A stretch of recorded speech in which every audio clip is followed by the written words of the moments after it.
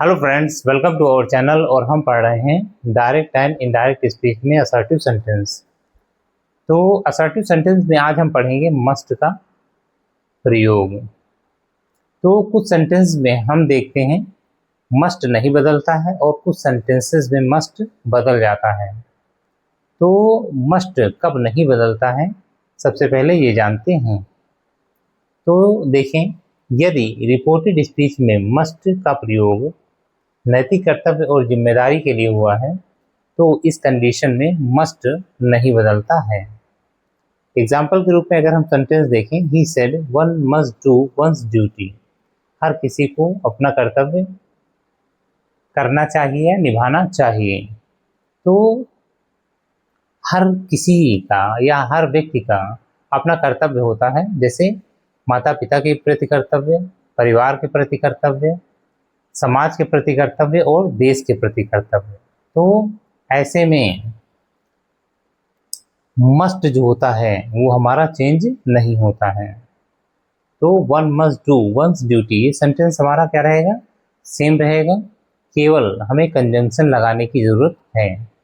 तो अगर इसको हम इनडायरेक्ट बनाएं तो क्या हो जाएगा, ही सेड दैट। अब पूरा सेंटेंस हमारा लिख दिया जाएगा, one must do one's duty. तो ये सेंटेंस क्या रहा है, क्या कर रहा है, हमारे नैतिक कर्तव्य और जिम्मेदारी की बात कर रहा है, इसलिए इसको हम चेंज, इसमें हम मस्ट को चेंज नहीं करेंगे। दूसरा अगर सेंटेंस देखें तो my father said we must love our country. तो जिस देश में हम रहते हैं उसके प्रति भी हमारे कुछ कर्तव्य होते हैं। जैसे हमारा देश हमको सुरक्षा प्रदान करता है, हमारे सारी ज़रूरतों की चीज़ें प्रदान करता है, हमें अपने लोगों से यानी दुश्मनों से बचाता है। तो इस कंडीशन में हमारी ये जिम्मेदारी बन जाती है कि अपने देश से हम प्रेम करें, उसकी, वो हमारी रक्षा करता है तो हमें उसकी भी रक्षा करनी चाहिए। तो इस कंडीशन में जो हमारा सेंटेंस है वो हमें अपने देश के प्रति प्यार करना सिखा रहा है, यानी अपने देश के प्रति हमें नैतिक कर्तव्य बता रहा है और जिम्मेदारी बता रहा है। तो इस सेंटेंस में हमारा मस्ट नहीं बदलेगा, लेकिन ये सेंटेंस एक सामूहिक बात कर रहा है, यानी सभी की बात कर रहा है, हमारी बात कर रहा है, तुम्हारी बात कर रहा है, सबकी बात कर रहा है। तो यहाँ पे जो वी यूज है तो ये भी चेंज नहीं होगा, वी और अवर, क्योंकि सामूहिक बात की जा रही है। तो क्या होगा, इस सेंटेंस को अगर हम इनडायरेक्ट में कन्वर्ट करेंगे तो क्या हो जाएगा, my father said that we must love our country.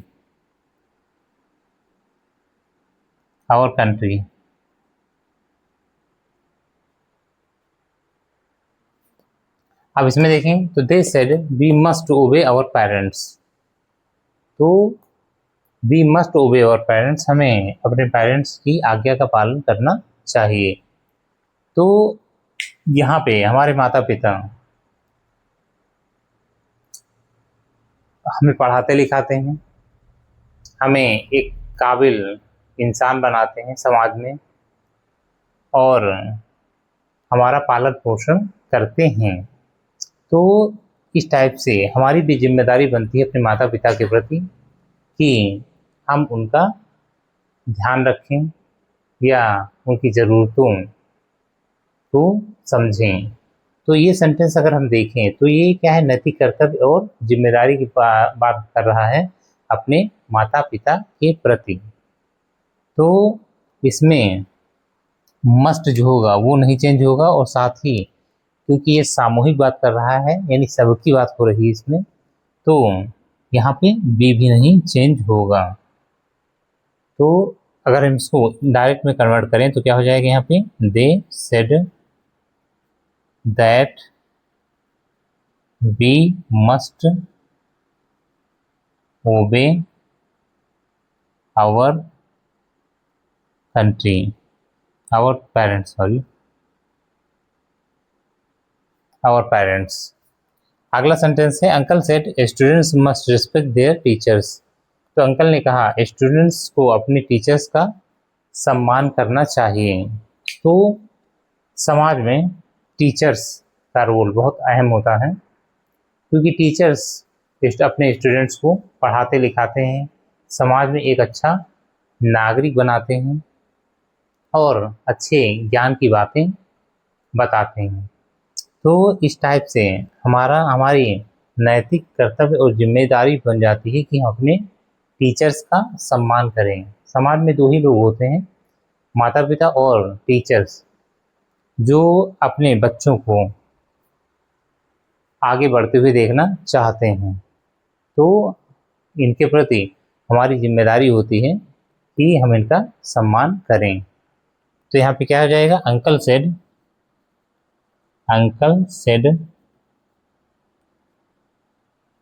That students must respect their elders, their teachers। तो इस टाइप से ये सारे सेंटेंस जो हैं वो हमें नैतिक कर्तव्य और जिम्मेदारी की बात बताते हैं। इसलिए इसमें जो मस्ट का जो प्रयोग है वो मैंने कहने मतलब मस्ट इसमें नहीं बदलेगा। तो अब आइए देखते हैं कि मस्ट कब बदलता है।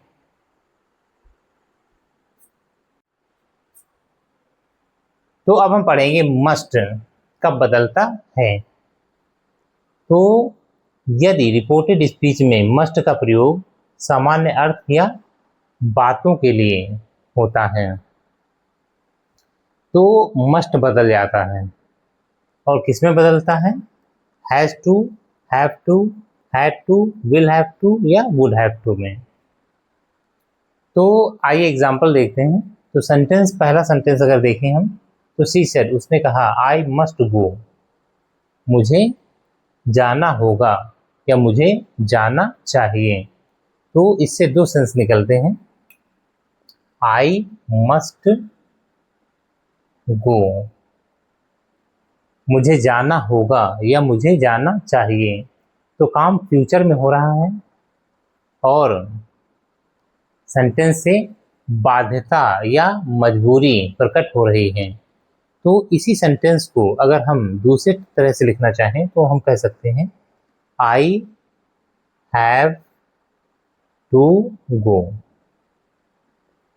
इस सेंटेंस में भी काम फ्यूचर में होगा, मुझे जाना है। तो काम कब हो रहा है, फ्यूचर में हो रहा है और बाध्यता और मजबूरी प्रकट हो रही है, मुझे जाना है। इसमें भी बाध्यता मजबूरी प्रकट हो रही है। और इस सेंटेंस को अगर हम तीसरी तरह से लिखना चाहें तो हम कह सकते हैं I will have to go. यानी इसमें भी काम कहाँ होगा, फ्यूचर में होगा। और सेंस क्या है, मुझे जाना पड़ेगा। तो इसमें काम फ्यूचर में होगा और मजबूरी और बाध्यता इससे भी प्रकट हो रही है, इससे भी प्रकट हो रही है, उससे भी प्रकट हो रही है। तो ऐसे इसको हम समझते हैं कि अगर तुम्हारा दोस्त तुम्हारे सामने आए और वो कहे आई मस्ट गो, मुझे जाना होगा या मुझे जाना चाहिए, तो उससे एक बाध्यता मजबूरी प्रकट हो रही है। तो वो ये भी कह सकता है आई हैव टू गो, मुझे जाना है। तो इससे भी बाध्यता और मजबूरी प्रकट हो रही है। या वो ये कह सकता है I will have to go, मुझे जाना पड़ेगा। तो तीनों में काम फ्यूचर में हो रहे हैं और तीनों से बाध्यता या मजबूरी प्रकट हो रही है। तो आई मस्ट गो के स्थान पर हम आई हैव टू गो भी लिख सकते हैं, I will have to go भी लिख सकते हैं। तो इस सेंटेंस में अगर हम देखें तो शी सेड, उसने कहा आई मस्ट गो, तो जब इसका इनडायरेक्ट हम बनाएंगे तो क्या हो जाएगा यहाँ पे, शी सेड दैट। अब आई किसके अकॉर्डिंग चेंज होगा, शी के अकॉर्डिंग चेंज होगा, तो यहाँ पे क्या आ जाएगा, शी मस्ट के स्थान पे हम क्या कर देंगे, यहाँ पे हैड टू मान लेते हैं, यानी कि सेंटेंस को हम मान लेते हैं आई हैव टू गो, लिखा होगा आई हैव टू गो, तो यहाँ पे क्या हो जाएगा, हैड टू गो में कन्वर्ट हो जाएगा। तो इस सेंटेंस को हम ऐसे भी लिख सकते हैं। तो यहाँ पे क्या हो जाएगा, she had to go, have किस में कन्वर्ट हो जाता है, हैड में कन्वर्ट हो जाता है, इसलिए यहाँ पे हैड टू गो हो जाएगा।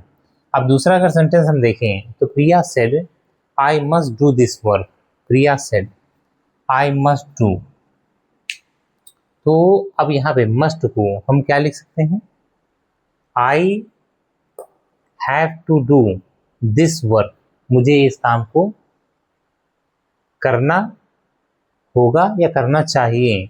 अब इसको हम दूसरे टाइप से कह सकते हैं, मुझे इस काम को करना है, या हम तीसरी तरह से कह सकते हैं I will have to do this work, मुझे इस काम को करना पड़ेगा। तो इस टाइप से यहाँ पे हम देखें तो इसको अगर हम इनडायरेक्ट में कन्वर्ट करें तो क्या हो जाएगा, प्रिया सेड दैट, अब आई किसके अकॉर्डिंग चेंज होगा, प्रिया के अकॉर्डिंग, प्रिया के लिए प्रोनाउन क्या होगा, शी, तो आई के स्थान पर क्या हो जाएगा यहाँ पे, शी, क्योंकि दोनों क्या है सब्जेक्टिव केस, ये है सब्जेक्टिव केस, ये है, तो आई के स्थान पे शी रख देंगे। और यहाँ पे मस्ट डू, तो यहाँ पे क्या हो जाएगा, हैड टू डू, दिस का क्या हो जाता है, दैट हो जाता है, दैट वर्क। या इस सेंटेंस को हम ऐसे भी लिख सकते हैं, she would have to do that work. तो इसको इस टाइप से अगर हम बनाए तो ये बन जाएगा नीचे वाला, और अगर हम इसके स्थान पर ये रखें आई हैव टू, तो ये हमारा सेंटेंस इनडायरेक्ट में बन जाएगा। तो अब हम देखते हैं तीसरा sentence, she said I must go to Delhi next year, तो यहाँ पे क्या हो जाएगा, आई मस्ट गो, मुझे जाना होगा, जैसे हमने पहले वाला चेंज किया था वैसे हमारा क्या है, आई मस्ट गो, मुझे जाना होगा या मुझे जाना चाहिए। तो यहाँ पे हम क्या कर सकते हैं, आई यानी कि ही सेड दैट आई, तो आई किसके अकॉर्डिंग चेंज होगा, ही के अकॉर्डिंग, तो यहाँ पे क्या आ जाएगा, ही मस्ट गो, तो यहाँ पे क्या हो जाएगा, had to go, had to go, मुझे जाना था, to Delhi next year, next का क्या हो जाएगा यहाँ पे, the following year, the following year, year. या हम यहाँ पे विल हैव टू जब लिखेंगे तो क्या हो जाएगा यहाँ पे, he would have to go to Delhi the following year, the following year,